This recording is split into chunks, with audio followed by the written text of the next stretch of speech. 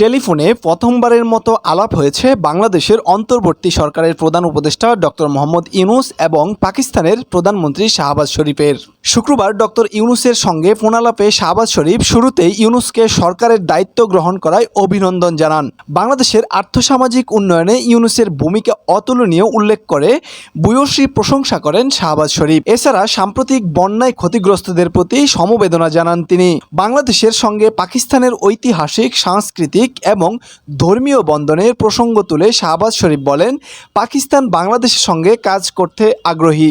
আগামী দিনগুলোতে বাংলাদেশের পথ চলার সারথি হতে চায় পাকিস্তান।